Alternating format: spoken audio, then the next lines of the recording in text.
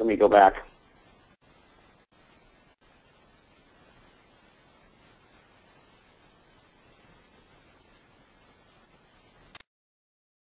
Lunch and Learn. Today we're going to be talking about synchronous technology, making design changes easier.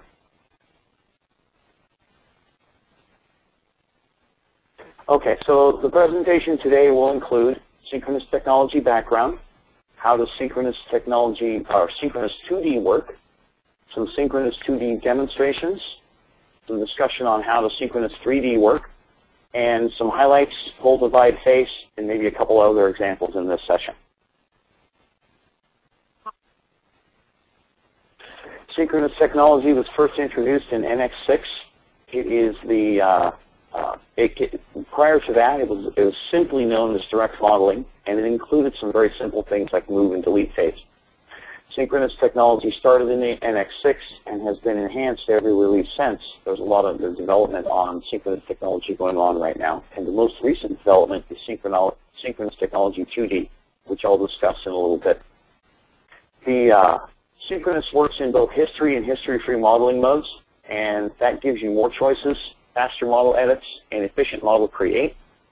The history-based, if you look at the little chart there, you can break it down. On one axis, you've got history-based or history-free, and on the other axis, you've got parametric or direct.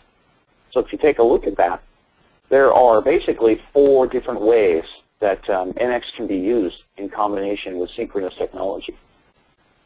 So this kind of gives you the best of both worlds. I have speed and flexibility written on the slide there, and the truth is, either one or both of those may apply depending upon what you're doing.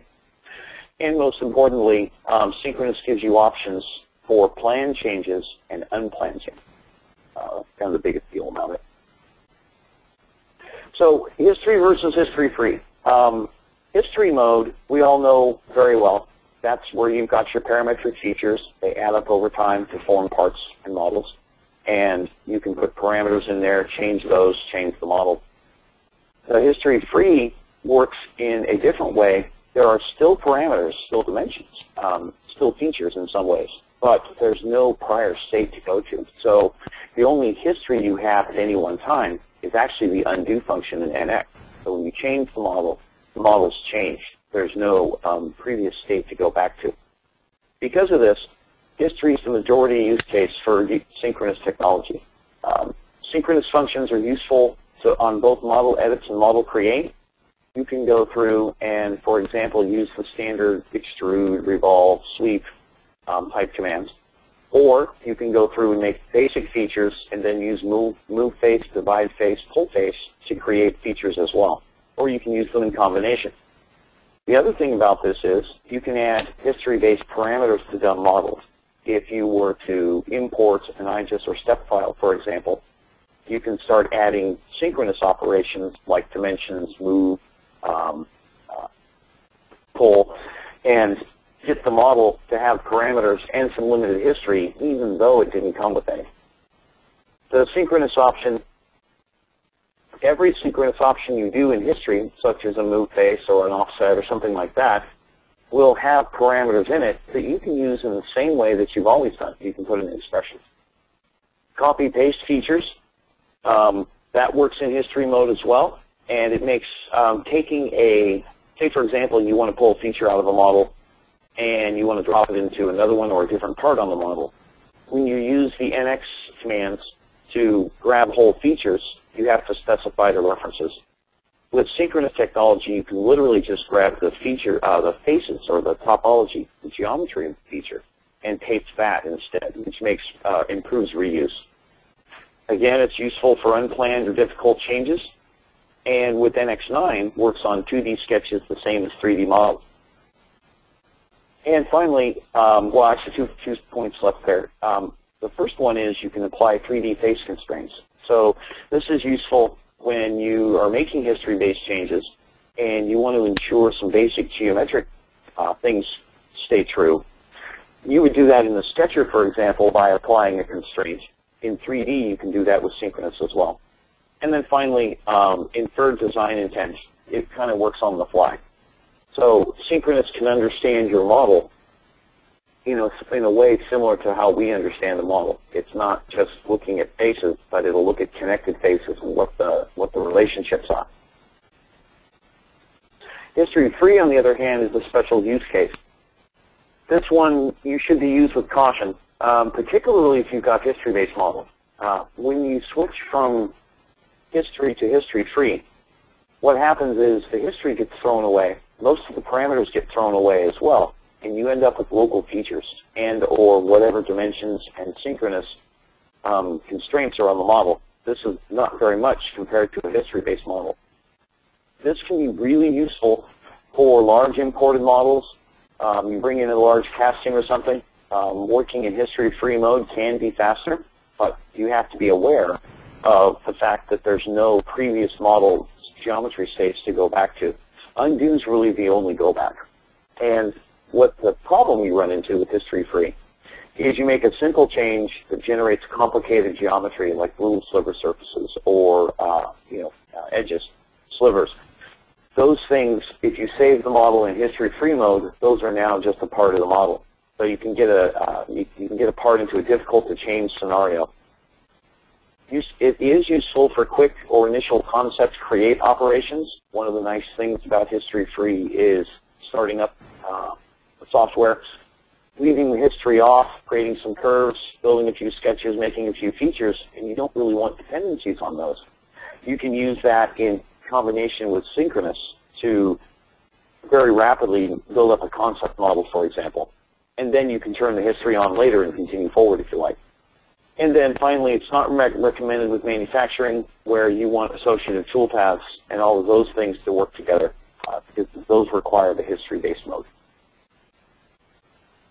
There's a geometry reuse, and Synchronous works in a basic way. Copy-paste operations with model features can be difficult to understand because there's all the references that attach to them, and you have to find like references in the new model before you are able to use the feature.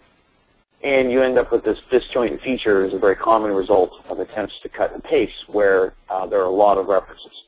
Synchronous can be easier because you can basically pick just the features of a model, or the features of a feature. You can take a rib or a boss and you can grab the faces of it and simply copy, paste, and apply and end up with that feature is elsewhere in the model and useful without having to manage all the references to history. So let's take a look at the Synchronous 2D. So minimize that. Okay, so here I've got an NX9 window running, and I'm going to go ahead and pull up. Here's a simple sketch. This sketch has, there's just one feature in this model. It's just a sketch. I am in history mode, and I'm going to go ahead and edit this sketch. So the first thing to note about this sketch is there aren't any constraints on it. So if I were to go ahead and drag things around, there's no relationship. It's just pieces of geometry. You just see endpoints and centers, and that's all we see. If I go through and use the new Synchronous 2D commands on this, and here they are. This is move curve. We have offset move curve. There's resize curve. And there is delete. So we'll pick move curve here. And I'm going to explain this dialog. Probably end up doing it twice today because these three tabs matter, and they end up doing the same thing in both modes. So first thing is, actually work backwards. This is the result tab. And I'm going to go to the reference tab. So with sketching, it works like this. There's a scope of how far or how much of the sketch Synchronous 2D will process for you. And when near is selected, it works on things near to the entities that you're picking. If you select all of sketch, Synchronous will consider the entire sketch in context of what it tries to do. So I'm going to leave it on near for the moment. Symmetry lines, when it tries to detect symmetry, it's either looking at the selected object, or you can use the working coordinate system, or you can use the sketch coordinate system. So if you know there's going to be symmetry on a model, it's pretty easy to drop the WCS into the sketch somewhere to establish the lines of symmetry, for example. Then here I have, under setting, these settings apply to selections. So what this means is if I pick something out here, that's my pick. I'll make a click on the mouse and I will pick that curve. Synchronous will go ahead and attempt to pick other things, and these are the controls you have to turn off how much it does with that. So if I have select tangent picked, for example, turn that on. If I pick a curve and there are curves tangent to it, it will try and select those as well. All of this gets added up to the Result tab. And the Result tab will show you things that Synchronous found based on your scope and based on the setting. So let me show you that a little bit. If I pick this arc right here, Synchronous found 3 tangent entities, and it's pretty sure I want those, so it went ahead and checked the box. It also found equal radius entities, and it's not sure I want those, so it left the box unchecked. So that's kind of how those 3 tabs work together. I'm going to cancel that, just run the command again. So now I'm going to go ahead and turn this, I have tangent turned off this time. So I'm going to go ahead and just pick this line, for example, and Synchronous shows me that it found collinear and parallel. So I don't really want to move all those lines. I really just want to move the 2 bottom ones, the 2 lines there shown at the left. So if I check collinear, that adds to my selection, and now I can go ahead and modify this thing. And you can see Synchronous there adjusting the sketch for me, even though there aren't any constraints in the sketch. It goes ahead and automatically figures out what the geometry intent is, and then you operate with that while you're making Synchronous edit. So another example would be, I'll do this offset move curve. So in this case, I'm targeting this rectangle, radius rectangle. So I'm going to want tangent, and I think I might want equal radius. So I'll go ahead and pick something here. And that got most of the rectangle.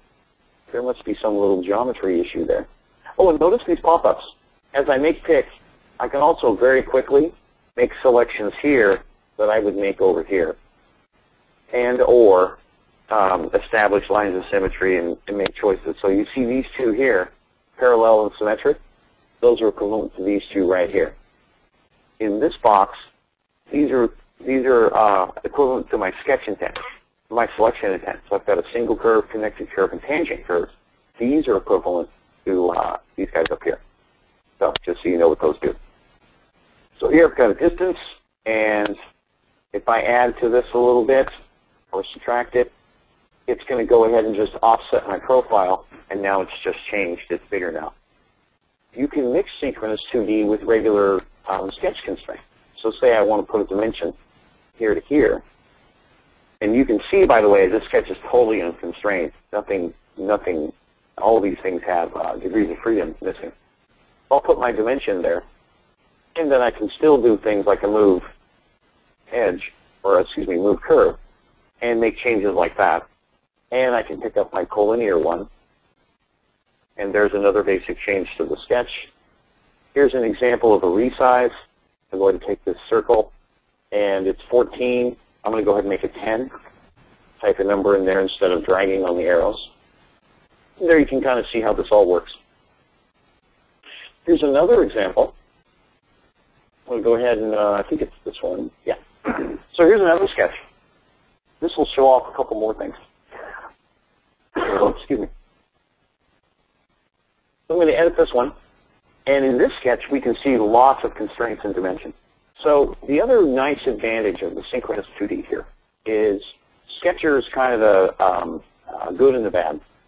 The good is you build up sketches, you put constraints on them, and they form the basis for pretty powerful models. The bad is understanding sketches. A lot of people sketch differently, and we may end up in scenarios where we don't understand somebody else's sketch, or when we go to make changes with dimensions, we're not always sure what things do. So if I were to grab this linear dimension, for example, and so I grab this guy and make a change to it, say put in here 340, So it had to happen to move the part in this case. But it may not have done that. I may have ended up with, only part of it moving, or just the circle, or any number of things. So with this synchronous technology, here's how it works. If there are constraints on the sketch, when you use the standard command, like if I just use my cursor and I drag on something, you can see all those constraints are working together. That's the standard sketch behavior. I'm going to undo those. 1, 2. If you use the synchronous commands are going to ignore those constraints. They will do what you want them to do on the sketch, and then once it's done it, it will patch the sketch up, keeping the constraints that it can, and deleting ones that needed to be deleted. So what this means is you can work on a sketch whether or not you understand it, and whether or not the constraints on the sketch make sense. Some sketches are built in a certain way, and that way it doesn't really account for the changes that we need to make in the present. So this gives you a consistent way to edit 2D sketch geometry. You can go into any sketch, use the synchronous commands, and get the same result. So I'm going to go ahead and show you a couple of those. First, right off the gate, we'll do an offset. So here's an offset. I'm going to go ahead and grab this guy, and I'm going to turn, let's see, all the sketch on, and WCS, maybe sketch coordinate system. I think this is the right one. So I'm going to go ahead and pick this curve here, and it picked up the symmetry. Oh no, it picked up equal radius and tangent this time. So either way, the result works the same. I'm going to go ahead and expand these cutouts, so I'm just going to add a little bit to that. So that change has been made, and you can see the sketch dimensions and constraints remain updated. Here's another one. I'll go ahead and let's do a delete. Excuse me, that's resize. Let's just get rid of this cutout. So you can see that it's trimming, and Synchronous just went ahead and took care of all of that for me. In terms of move, here's another nice thing. I'm going to go ahead and grab this guy. And there's a lot of different methods here. So far, when you see these arrows, let me explain this guy a little bit. Put this down here. So this is the standard NX manipulator. And the way this works, see how I've got move handles only here. When I turn on move handles only, I'm moving the manipulator tool to establish a point of reference. So if I want to move relative to this point right here, I put this thing here. And that's the little orange ball is the origin. If I want to align an axis, like say I want the Y aligned with this curve right here, I can pick that, pick the curve, and it'll snap to that axis. So in these ways, you can go ahead and line this thing up with various points of reference. The little ball is a rotation. And there's angle and snap. Anytime these dialogues pop up, you can key numbers in directly. So if I want to go, a small amount in the Y, I can pop this up, go ahead and type an amount, and it'll move relative to whatever I've picked. So that's how this thing works. So if I want to rotate this thing, I can grab this guy, snap to the center of the circle. Since I've messed with it, I'll snap one of my axes so it's all orthogonal. And then I'll go ahead and turn this move handles off. And now I'm moving the geometry I selected. If I want to rotate this guy, I can do that. And again, I can key in a value here instead of dragging. I can click the ball and type 20, for example, and it will do that rotation. So there's the sketch rotation changed, and you can see the constraints and everything were largely preserved. So if I do another move, let's say I want to thicken this piece up, and just this one, not this one. So I would go ahead and I'll show you a couple of the other methods. I'm going to go ahead and pick this one curve, and I'm not orthogonally aligned anymore. And I can snap axes. I could pick this, and now I am orthogonally aligned. But you see the curve moves. I need to undo that. Hold on a minute. Okay, move, pick. Now, move handles only is also available on this thing. So I'm going to pick this, align, And then I'm going to go ahead and just thicken this one up, or make it thinner. Either one. So now a couple of the other methods. I'm going to go ahead and move. Say I want to rotate this again. This is the dynamic method. I can also go through here and pick distance angle. And what I'll get, let me grab this guy. I'll just grab these three. I'm going to move these three, and I want to clock them around the circle here at a different place. This little steering wheel thing is very quick. You can move this around. It doesn't require that you check the box for move handles only. So I can just drag it, drop it, rotate it. And it's just that simple as far as making the changes go in Synchronous 2D. Go to the next window, and oh, I need a new part for this one, so I'm just going to say new.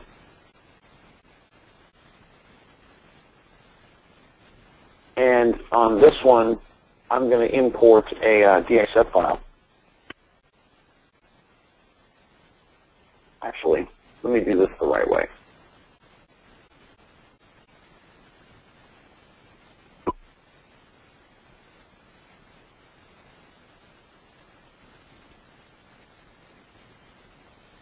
I'm just going to open the DXF file directly. So we'll just go ahead and pick type by DXF. Let's see, DXF. There it is. There's my DXF file. And this is the new DXF translator. We'll have to make this a topic of a future Lunch and Learn. But fundamentally, this guy gives you a lot of options for importing the file. I'm going to go ahead and go right to the preview. This kind of shows me what's in the file. You can zoom in if you want to and take a look.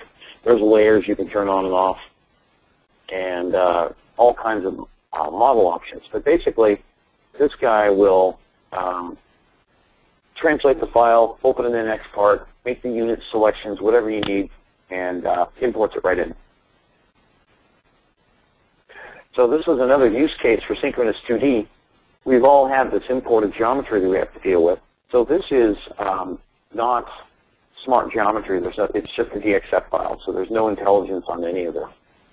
So if I were to go ahead and make a sketch, so here's the sketch. I'm going to go and make it on the data plane, the XY, because that's where the file got imported. Now I've got this DXF file.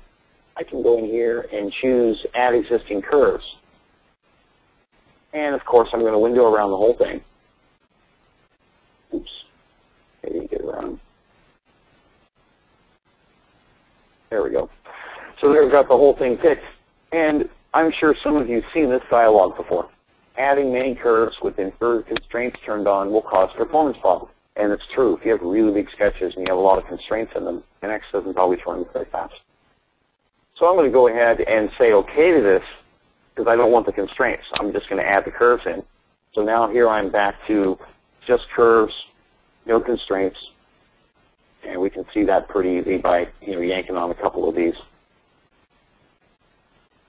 So now we'll go to the Synchronous 2D, and let's make some changes. So first thing I'll do here is move curve. So I'm going to go ahead and pick this guy. And for my settings, I want tangent for sure. So I'm going to go ahead and pick this guy.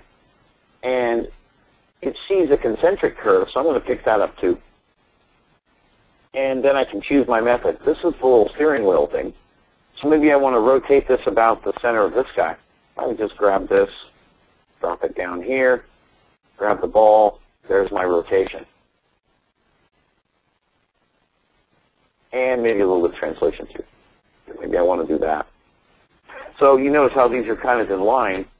Could have very easily, I'll do that same change, pick the same curve up, and this time I'll change my method to dynamic. And here, I can use the move handles only, establish my vector, line up with something, whatever I want to do, and maybe I'll just take it straight out. So here's another use case. Go ahead and grab this guy here, and it needs to be centered on this hole. That's super easy. Just go ahead and put this on the hole. and that one's done.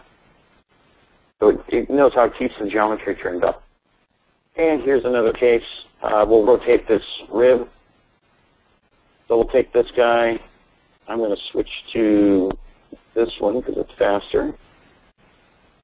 So we'll just rotate that up there. Come down here. These pockets need to be changed. This is a pretty powerful example. I'm going to grab that guy and this guy, and I'm just going to take these down a little bit. And you see how it picked up the geometry. Synchronous will analyze the sketch at any time and to help you make changes quicker. So that's a brief look at Synchronous 2D. And again, there's only 4 commands: move curve, offset, delete, and resize.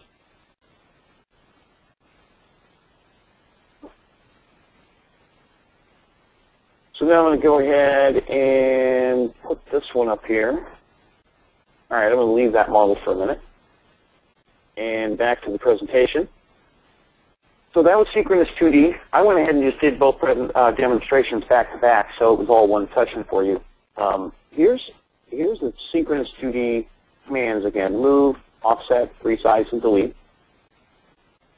And then the messages, adding a lot of constraints, click stop to interrupt the operation, creating a pattern constraint.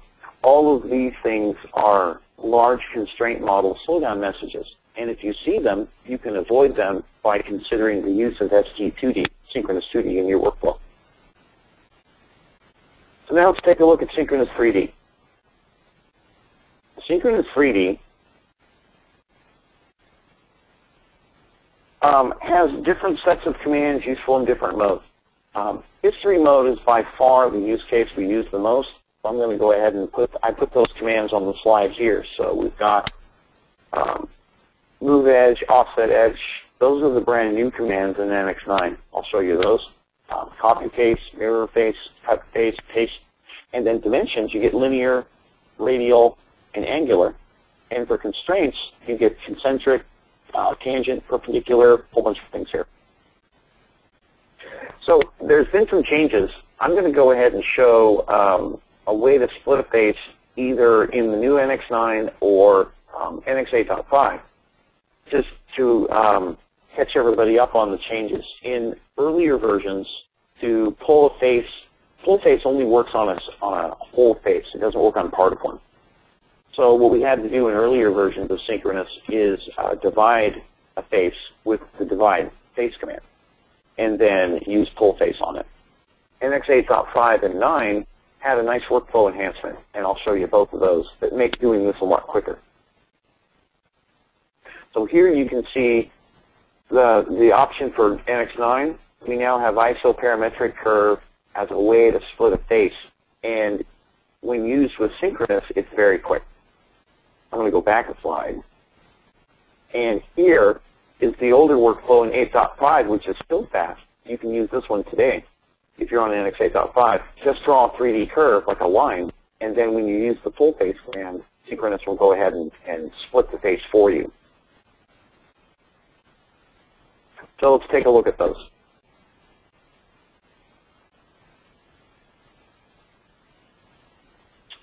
I have the wrong.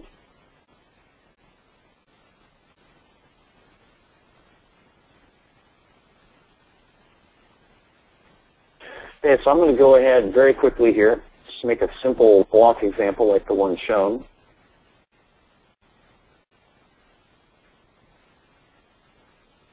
Just make a quick sketch, extrude that, and we'll rotate this up for using on the pull face command. So the basic workflow is NX 8.5. You can just draw a 3D curve. You don't need to make a sketch. Just put the curve on the surface. Then when you go to Synchronous Technology, we go to full face.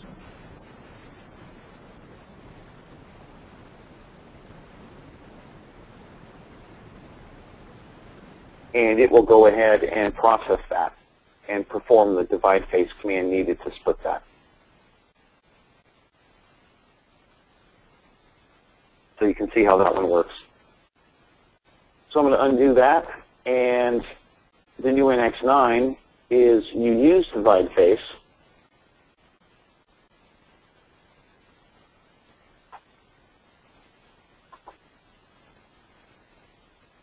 And we'll just do the divide face command to show you the new isoparameter curve option. So there's divide face, and here we'll go ahead and say isoparametric curve. You pick your surface, and the isoparametric curve shows up. So there you can see it there. And basically, you've got two choices, the U or the V. You pick either one, you can move this thing around, and it doesn't really matter where you put it, because what you'll do is you'll go ahead and use full face. Maybe I'll cut this back this time. And then in synchronous, you would just go ahead and dimension it. So we would go in here and drop a linear dimension on it from here to here, for example. And then we just make sure that that's the actual size needed. So that's kind of the new workflows that are available in 8.5 and 9 for splitting up a face. Another thing that's useful here, while I've got this model open, I'll go ahead and use the move face command. You're going to start seeing these dialogues pop up. And here are all the methods, right as a quick pick available for you. So here's the steering wheel thing. So if I want to rotate this face, I can just drag the origin up here, click on this axis, either snap to an edge or pick one right off the screen, and now I've got my rotation.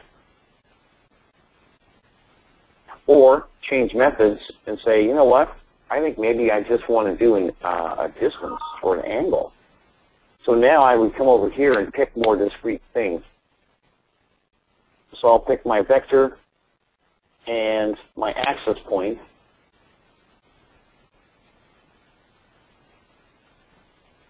And then I grab the little ball and make the angular change. So that's just a little quick example of how those work. And you notice here in my results, it's finding an offset face for me. Even in my settings, there's an additional one in Synchronous 3D. In addition to all of these explicit ones that you can pick, Face Finder is the automatic one in Synchronous 3D that's just automatically working. So Face Finder will go ahead and drop things into results. So if I rotate this angle outward, pick offset, you can see here how it's doing both. Let's go to the side view. Anyway, this is pretty powerful stuff. We do quite a lot with this. So there's the block slowly getting transformed into something considerably different than a block. Okay, another example. I'm going to go ahead and close this one. Pop back to my presentation here. So we're down to Move Edge. This is the new capability in NX9. So I'm going to show that off real quickly, but fundamentally, Synchronous 3D through version 8.5 works on faces. Now they've added edges to it, which makes a lot of changes even faster. So we'll pop up that edge. Let's see, this part has a lot of edges in it. So I've got this nice shiny part here. I'm going to go ahead and show the new commands, Move Edge and Offset Edge. So Move Edge, I'll just come in here into one of these edges, and I'm going to set, yeah, good. So as I come in here and take a look at it, here's this edge, for example. I'm going to go ahead and pick it. And the first thing I get is the little movement arrow. Zoom in on that. See the little movement arrow there. I can grab on this or type a number. Here are my methods. Got lots of choices on this. And here are 4 primary vectors I can use to establish the movement. So in this case, I'm just going to move it a little ways. I'll take that edge in. And you notice Synchronous 3D is processing that.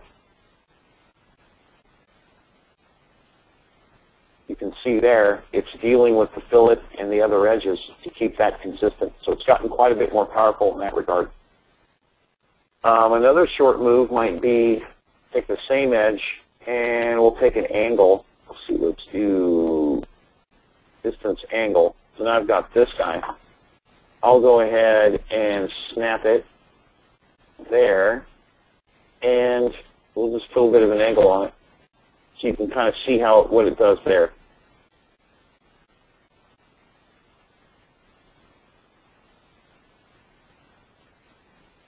So another thing, I'll go ahead and show offset. Offset edge is really powerful. It basically works just like you saw in 2D, so you can use it for really simple things, like maybe just expanding the size of the hole or changing the cutout. Here's a really trivial example. We'll just offset this chamfered edge here. I'll grab this guy, and I can just increase the distance, and it just takes care of that. So I've got the same chamfer geometry, just with the edge. You can see the chamfer just got flattened out. Here's a really powerful one. I tested this one just the other day. This was kind of a show-off, wondering what it would do. And I'm going to go ahead and offset edge to this guy and drag this in a little bit, and it's able to take all those surfaces inside and close this cutout. It takes it a minute to do that. But I just changed the size of that cutout with a simple drag and drop. There. See, it's changed. The surfaces are all stitched up. And that's a pretty slow computation in real time while we're watching here on the Lunch and Learn. But the truth is, I would be quite a while making that edit if I didn't have this command. So we'll let that process. And then the last case I want to show today is just a quick feature reuse. So there you go. There's the synchronous change on the cutout. Pretty powerful stuff in my book. Window. Okay, this part. So I'm going to go over here and take a look at this little cutout right here, or excuse me, pocket. So first off, if I just do a simple move, and I grab this pocket or something in this pocket, Pacefinder is going to show me choices. So if I pick offset, notice it found similar faces underneath the model. Let me flip that over. So it found those to move as well, and I don't really want to do that. That's a more complicated change than I think is necessary for this example. So I'm going to turn that off, and I'm just going to pick an additional face. And then I've got my choices here. I'm going to say tangent faces. And that should get me the whole pocket. And I've got all kinds of choices here that I'm not going to use this time. I'm just focused on the pocket. So I'm going to go ahead and put this guy, excuse me, we'll get rid of that. I'm just going to put this guy over here, align this with that axis. Actually, I'm going to switch to dynamic. I think it's just easier. Let me do this again. Move face. We'll pick that one and that one, and we'll do tangent. And I think I'm just going to go ahead and snap to this point, snap that to there, and give it a little bit of move. So there's a movement on it. So to go ahead and reuse this, this is the one I really want to show. And so I'm going to copy a face. So here's how the movement works. You either copy or cut. And if you do a copy, the movement's going to leave the original stuff, and we're all about pasting in a new feature without disturbing the original. If we do a cut face, we're getting rid of the original feature, and we're going to move it somewhere else, because when it gets created in the new place, the old one's going to get deleted.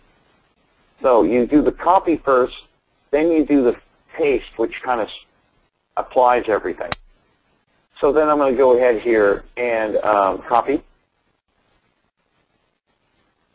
So I want to grab this whole cutout, and in settings, I think I'm just going to leave that be. We'll just pick that one and that one. And you notice here, I've got my near and far options. And if you notice here, I've got some choices like boss or pocket faces. If I just take this, it'll figure out it's a pocket and just deal with it for me. So there, it got it all. And that's for my copy operation. Now, copy's kind of interesting. You pick all of your faces, then you go ahead and you do your movement. So I'm going to go ahead and say distance here. And I'm going to just move it. Actually, oh wait, I need distance angle.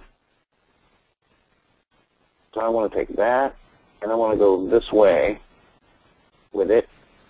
So the copy is going to take it from here and put it here, and I'm going to pick done or OK. So now the copy has happened. Those faces are sitting in there, and I'll just hide them all real quick. So there they are. They're just sitting there ready to go.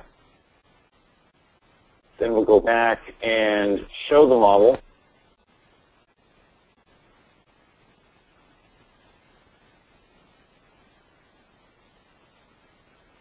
Sorry for the little delay here. That was kind of a big model, this laptop.